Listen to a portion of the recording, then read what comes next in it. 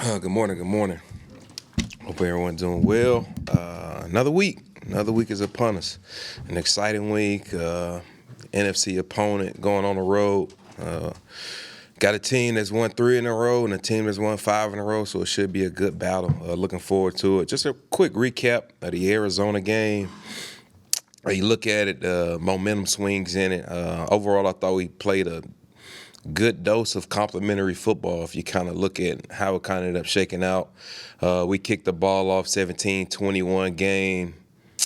Metellus ends up drawing a legal double team, which backs him up to the 9-yard line. Next play, Hitman gets the interception. 4 plays later, touchdown. Vikings go up 28-17. And then you have the ball game where it was a 26-28 game. We punted. They muff it. Chris Boyd does a great job of affecting returners' eyes right there, muffing the punt. He smacks him.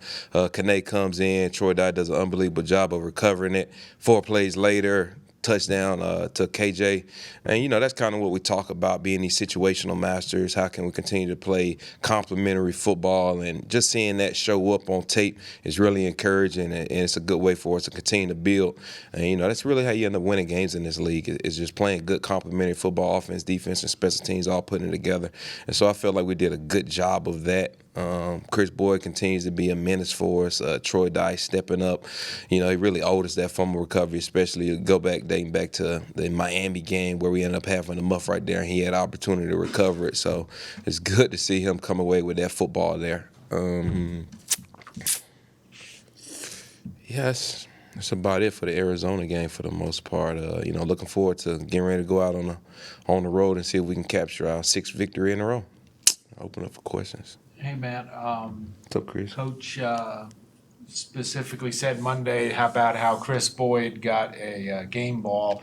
What are the little things that he does on special teams that makes him so good in that aspect? Yeah, I think honestly for KB, it's the attitude that he brings to the special teams unit. He's a bully on the field, if we're just being quite honest. He's a bully in between the lines, and he has a certain way of mentally playing with the opponent, whether it's the returner, their cover guys.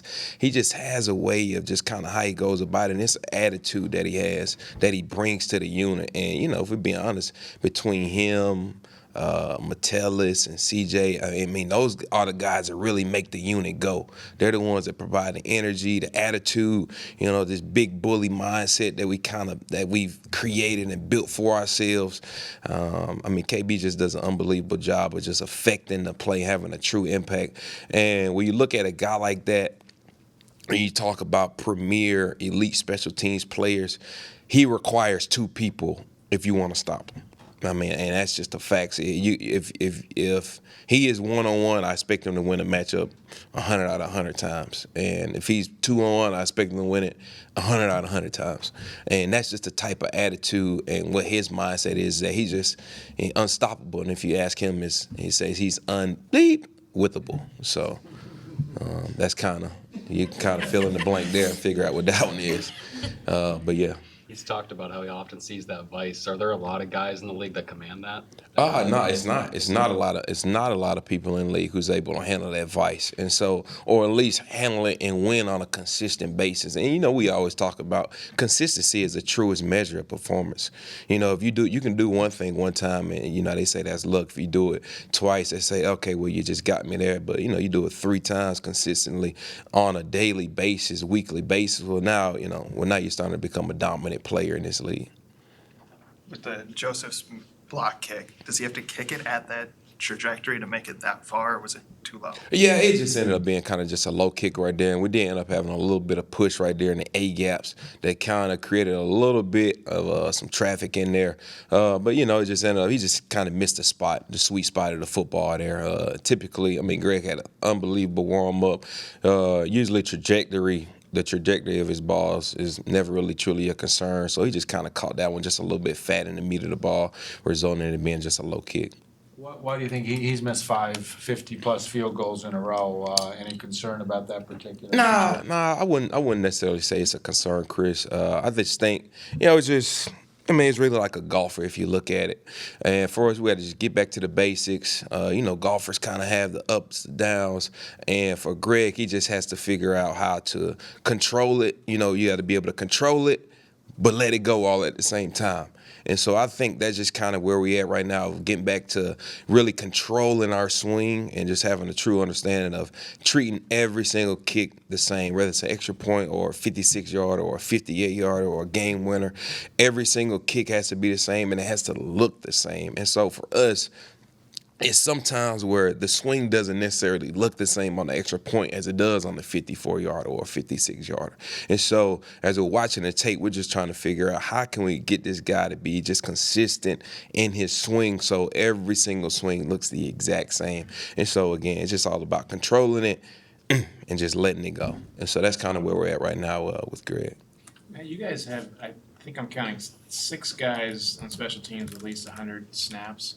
That sounds about right. Yeah, and then there's also Evans. I think he missed a game, so he'd be a 7th. if he Right. hadn't. Is that pretty typical, assuming there's health, good health, but and that's obviously a big one, but just in terms of roster structure and the way teams prioritize special teams, is that an atypical number? That on is special not. teams It was for funny. people? It's not actually. When I actually had my interview for the position, KO actually asked me, how many guys do you typically see, being just special teams guys? And, I was kind of greedy. I was like, 4 to 5, 4 to 5, where it's just like, they serve some type of role on offense, some type of role on defense, but defense don't really want them. Offense don't really want them, and they just strictly special teams guys. And so, I said 4 or 5, and Kay was like, "Woo, I got 2. I got 2 for you." And I'm like, might not be that good. We got 2. But no, for us to be able to have 6 or 7 guys, I mean, that's just a true credit to the personnel staff, the scouting department, Kwesi and KO. And obviously, we got a lot of depth at the OLB position. You look at DJ Wanham, and, he's a supplemental OLB, but he's having Patrick Jones has been, I would say, probably the highest remarked guy and the biggest surprise for me personally, because when I got here, Patrick Jones never had a snap of special teams in his life. And so for him now, I mean, he's a core 4 guy. He plays on all 4 phases, and he is having a true impact. I mean, this guy is a guy who I don't think he can be blocked on kickoff. They send doubles at him on a weekly basis. He defeats them. He's affecting the returner's feet. He does a great job in punt protection, rushing long snappers on pressure return. He's really applying a lot of pressure there. And, then he's been a very, very serviceable, really good job of blocking on kickoff return. And so, for him to be as raw and as green as he is, not having any type of special teams role in his entire life, to have the type of impact that he's having this year is just a true credit to him and his craft and his willingness just to work at it. If you were hoping for 4 or 5 and he was saying 2, how did it end up being 6 or 7? Is that just because the starters on defense and offense? I just actually, really through the draft. And you look at a guy like we get Brian Asamoah in the 3rd round, kind of there, and then you get the Caleb Evans. It's really just the addition of the draft picks that we end up having as we continue to groom and work out these young players as they get ready to go in and start having a larger role on offense and defense. Now, when you face someone who's considered maybe the best punter in the league, how does that change the preparation? Yeah, Tressway is, I've had the pleasure of playing against him the past 2 years.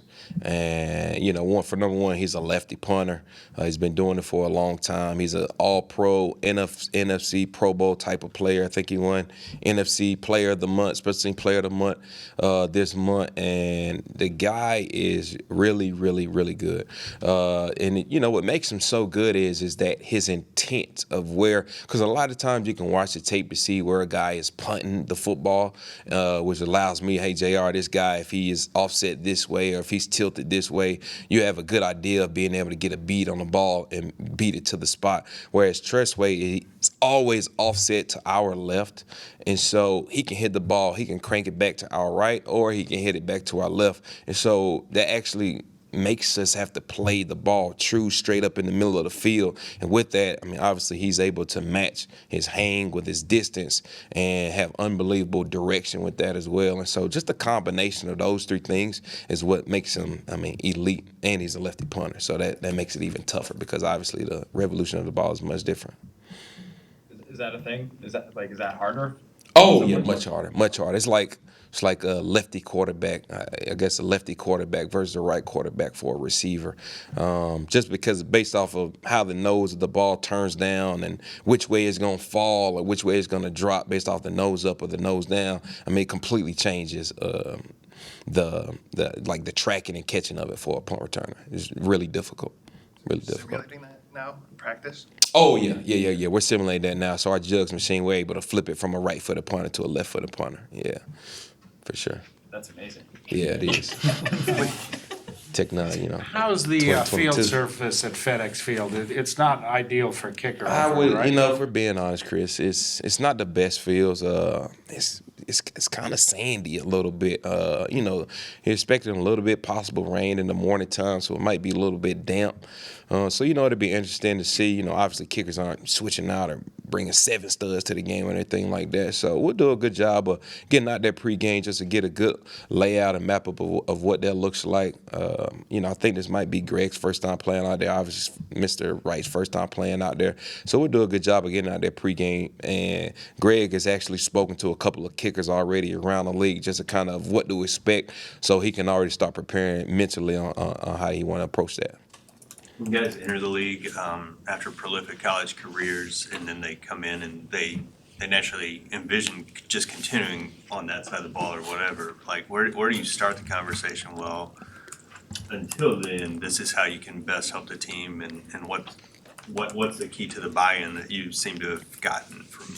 Yeah, well, I think the first thing is you like having a job in the NFL, because number one.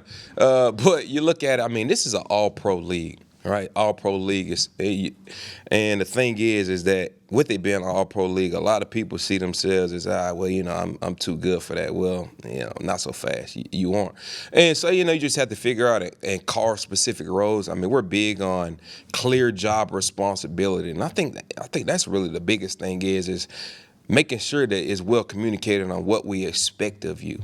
Right, because a lot of times you can come in regardless of first-round pick, second-round pick. Sometimes with that pick or that status comes a little bit of entitlement, if we're being honest, right? And especially coming out of the college level where you are All-American, you are the star of the team, and you step into a new role and you are the first pick, and you just think things are going to get handed to you. Well, that's just not the case, right? Every single individual in this building on this team has to work, right, on a consistent daily basis to maintain their job. Because we'll be honest, I mean, we're looking to replace people every single day. And so that's why it's important that you're showing up being the best version of yourself on a daily basis. I mean, otherwise, we'll find somebody else to replace you. And so, we don't try to, depict it as if, hey, if you don't do your job, we're getting up out of here. But obviously, we want to carve our roles for specific people and offer clear job responsibility so those guys can feel like they do have an impact because, every individual is important. And so it's just important that we provide those guys with clear job responsibility and let them know, like, you are important. And how can we figure out base your skill sets and your skills to maximize your opportunities on the football field. How do you kind of balance, like, as a coach, like, you're impacting these guys, and if they take the next step, like, you'll lose them from special Yeah, that's teams? always the bittersweet feeling, Dane, honestly, And that's what I look forward to, those type of moments of where, a DJ Guanum is eventually going to bloom and flourish and become a starting OLB in this league. And that's just kind of the nature of the business, how it goes. I just kind of see myself as the mentor, the growth, the flower grower, the florist or something like that, where I'm the guy that's laying the dirt, building up the roots, watering the plants, eventually they bloom and they go off and do better things. And, I'm off watching them ride off into the sunset like Jared Allen. I saw Kwesi had the special teams hat yesterday. Did you give him one? Did he ask for one? Oh, yeah. So it was kind of a little bit mixture of both. I was passing them out to all the ST guys, and Kwesi's like, man, that's my type of style I had, and I love that hat, and I love special teams. Like, how dare me not be the first one to give it to you in the first place? That's on me. But nah, that just goes to a credit to, the culture that we're building here, you know, how important this building seems special team is, you know, for the GM to be, you know, wearing the ST special teams hat. That's just, you know, huge credit to the guys and huge credit to, you know, the entire building. Quasi, again, you know, it's been mentioned about the roster and how we do have 6, 7 guys who've had over 100 snaps this year. And so that's just a huge credit to them. I'm just here doing my job. That's all. Last couple for Matt. You talked last time about how you made some changes to the kickoff return team out of the bye week, and then you get 6 touchbacks. I mean, you just kind of go with the same plan. Yes, yeah. So yeah, we just keep it rolling. You know, eventually, I mean, it might be similar. You know, you look at the team that we're facing this week, Joey Sly. I want to say they are second in the league in covering kicks. They've only covered 3 kicks this year through 8 games, and so that's something to be of note. You know, we just got to be smart back there. Obviously, our time will come. Don't want to press anything. Just have to be patient. But if we do see if we have an advantage from a KOR standpoint versus a kickoff, you know, then we'll kind of ignite and turn that switch button on to get a little bit aggressive back there. Because, you know, obviously we want to find a way to get the ball in Kanae's hand because we do see him as a lethal and a true threat back there. And so we just got to be smart about how we go about it at the end of the day. Week-to-week thing, whether or not he can take it out from that deep. Absolutely, yeah, week-to-week type of deal. So, you know, sometimes it might be, hey, Kanae, let's go 8 deep, 9 deep. You know, if we feel as though we have an advantage versus just KO team, or it might be, hey, you know, let's go 5 yards deep here or 3 yards deep here. You know, that's just kind of based off of who we're playing against and what the matchups look like. Cool. All right. Appreciate y'all.